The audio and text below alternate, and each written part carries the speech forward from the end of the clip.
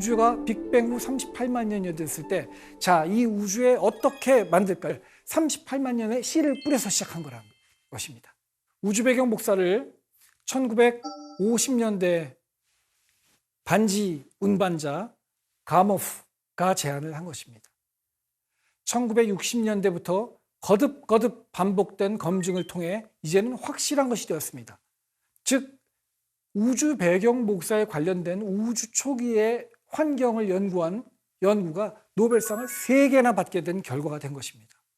왜냐하면 이것이 내가 누구인지 알려주기 때문에 그런 것입니다.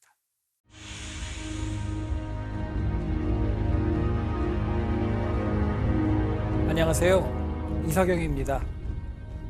저희가 지난 시간에는 허블과 르메트르가 함께 독립적으로 발견을 한 우주 팽창의 증거에 대해서 공부를 했습니다. 중력이 전 우주에 당연히 그렇듯이 적용이 된다면, 그러면 왜 우주가 한 점으로 중력 수축하고 있지 않을까요? 그 질문부터 시작했죠. 프리드만과 르메트르가 우주 팽창을 제안했습니다. 처음에는 과학계 전체가 받아들이지 않았지만 허블과 르메트르의 관측 연구를 통해서 우주 팽창의 가장 직접적인 증거를 발견하게 됩니다.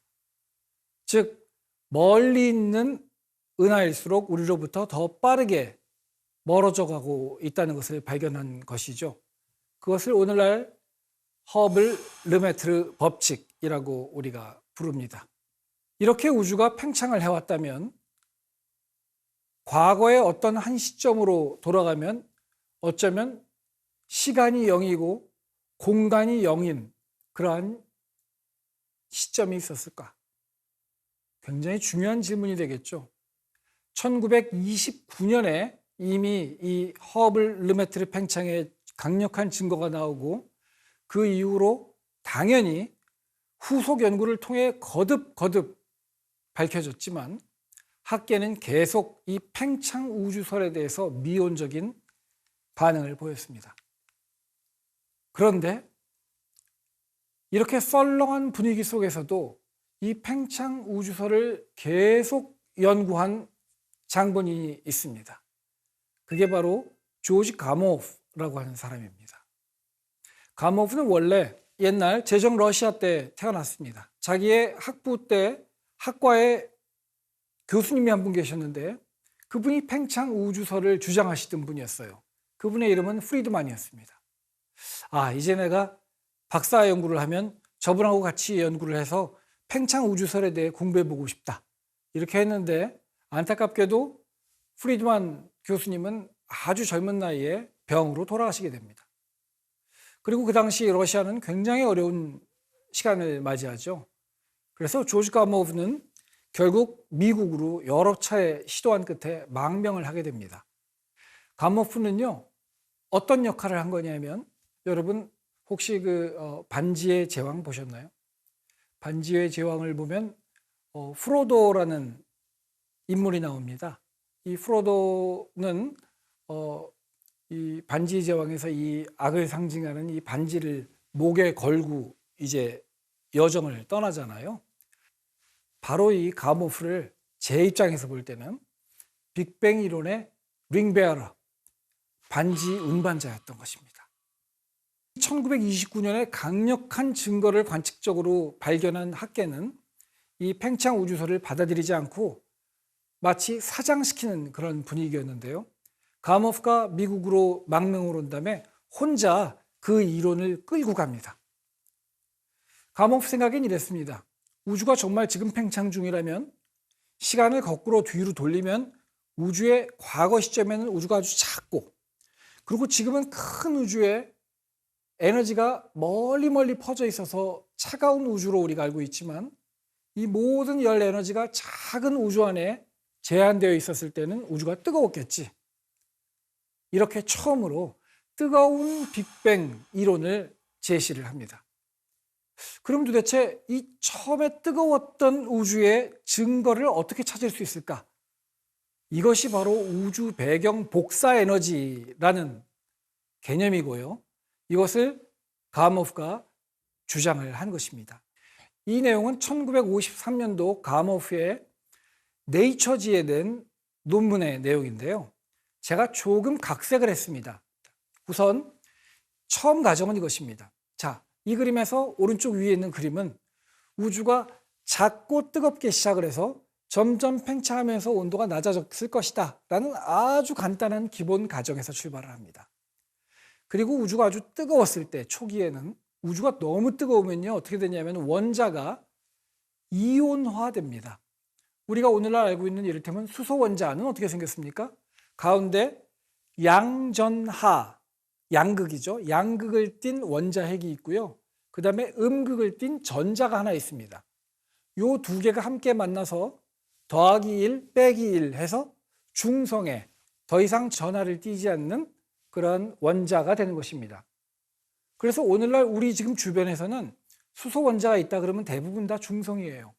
그런데 우주가 아주 뜨거웠던 초기에는 너무나 고온이기 때문에 전자가 자유롭게 이온화돼서 따로 존재합니다. 그러면 예를 들면 오늘날로 치면은 수소가 만약에 100개 원자가 있다면 100개가 거의 대부분 다 중성으로 있을 거예요. 오늘은 다 둘이 결합이 되어 있는데 뜨거운 우주에서는 100개가 다 이온화돼서 따로따로 존재한다 이것입니다. 그 중에 100개 원자핵은 양전하를 띠고 있고 나머지 100개 전자는 음전하를 띠고 있어서 200개의 전하를 띤 입자로 가득한 우주였던 것입니다. 그런데 전하를 띤 입자의 특징이 뭐냐면요. 빛을 가만두지 않습니다. 빛은 직진을 하거든요, 언제나. 그런데 음전하나 양전하나 전하를 띠고 있는 입자가 주변에 존재를 하면 빛이 똑바로 가지 못하고 이렇게 상호작용을 해서 산란을 하게 됩니다. 비껴가게 되는 거죠. 그런데 우주 초기에 뜨거웠을 때 우주가 전하를 띤 입자로 가득했을 때는 빛이 한 발자국도 똑바로 갈 수가 없었습니다. 그래서 우주가 어떻게 됐냐면 굉장히 혼탁하고 정신없고 안을 들여다볼 수 없는 그러한 우주가 되었습니다. 그 우주를 보고 제가 뭐라고 비유를 하냐면 호박죽 우주라고 합니다. 호박죽 겉면을 보면 그 안에 뭐가 들었을지 알 수가 없죠. 이 초기의 우주도 이런 상태였을 거라고 가모프가 생각을 한 겁니다. 그런데 빅뱅 후 38만 년이 되는 시점 1000도 정도로 식습니다. 이제 전자와 원자 핵이 결합을 할 수 있게 되는 온도입니다. 바로 어저께까지만 해도 음전하를 띤 입자와 양전하를 띤 입자가 막 정신없이 좌충돌하고 있어서 빛을 꼼짝도 못하게 가둬놓고 있던 우주에서 오늘 갑자기 거의 한 몇 분 사이에 양전하와 음전하를 가진 입자들끼리 서로 결합을 해서 전하가 이제 없는 중성의 입자들로 가득 차게 된 거예요. 그렇게 되니까 어떻게 됩니까? 갑자기 빛의 입장에서 볼 땐 자유를 얻은 것입니다. 그리고 이 시기를 또 뭐라고 부르냐면 대분리의 시기다. 분리라는 말은 뭐냐면 빛이 이제 물질로부터 분리됐다는 뜻이에요. 어느 순간 갑자기 빛은 자유롭게 움직일 수 있는 환경이 된 것입니다. 우주의 나이 38만 년일 때 갑자기 3000도가 딱 됐을 때 모든 빛입자들이 자유롭게 우주를 항해하기 시작한 것입니다. 그때 출발한 빛을 137억 년, 138억 년 정도 지난 오늘날 발견을 할 수 있겠냐 그 얘기예요. 가모프는 뭐라고 얘기했냐면 그때 3000도짜리 빛이 출발했는데 우주가 그 다음에 한 1000배 정도 팽창을 했을 테니까 그러면 도플러 효과 때문에 빛의 온도가 낮은 것처럼 발견이 될 것이고 처음에는 3000도로 출발했던 그 빛이 오늘날 우리 관측기기에 검출이 될 때는 1000분의 1로 줄어서 3도, 절대온도 3도, 섭씨로는 영하 270도 정도로 발견이 될 것이다 라고 예견을 한 것입니다. 와, 이거를 만약에 지금 여러분들이 제가 무슨 얘기하는지 알아들으셨다면 여러분들은 대단한 분들입니다. 저하고 같이 연구하셔도 돼요, 이제부터. 오늘날 21세기의 시민들은 이런 얘기를 들으시면 뭐 그럴 수 있겠다. 근데 1953년에는 어땠을까요? 과학자들이 아무도 안 믿었어요. 우주가 저렇게 이상하게 만들어졌다고? 학계의 반응은 아주 썰렁했던 것입니다.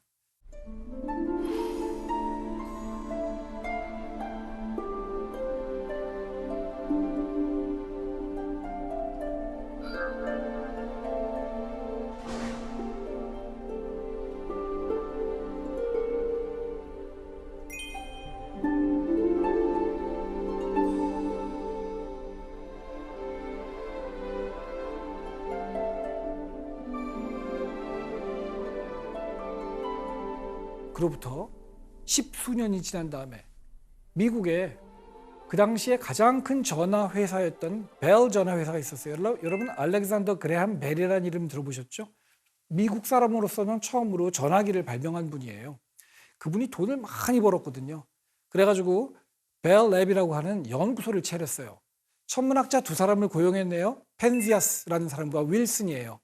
이 두 분이 뉴저지에 있는 이 벨 연구소에 전파 천문대를 만들어서 하늘에서 전파를 내는 천체를 하나씩 다 기록을 하기 시작합니다. 아, 얘는 목성, 극 부분에서 전파가 나오는군. 은하에서 전파가 많이 나온다. 그런데 아무리 연구를 해도 파악할 수 없는 전파가 우주 전 지역에서 똑같이 오고 있어요. 어디서 오는지 모르겠어요. 잡음이라고 생각했죠, 처음에는. 그 온도를 측정을 해봤더니 그 절대 온도로 3도예요. 이분들은 이게 무슨 뜻인지 몰라서 MIT에 있는 동료 학자한테 전화를 합니다. 나 지금 이렇게 이상한 걸 발견했는데 여러분 이런 얘기 들어본 적 있어요? MIT에 있는 교수가 너네 지금 연구소 근처에 있는 프린스턴 대학교에 젊은 교수 둘이서 지금 비슷한 거 찾고 있어. 전화해봐. 그런 겁니다. 이 양반들이 프린스턴 대학에 전화를 했더니 밥 디키와 짐 피블스라고 하는 이 두 사람이 10년 전에 러시아에서 망명한 가모프 교수가 예언을 한 우주 배경 복사를 찾아보려고 학교 교정에다가 전파 천문대를 만들고 있을 때요. 그랬는데 이 두 분이 전화를 해서 여러분 지금 우리가 이런 거 발견했는데 절대 온도 3도짜리 뭐 빛이 예견되는 게 있어요. 이렇게 된 거죠. 앞불싸. 여러분들이 대박 터뜨리셨습니다. 이게 바로 가모프가 예견을 한 우주 배경 복사의 첫 발견입니다.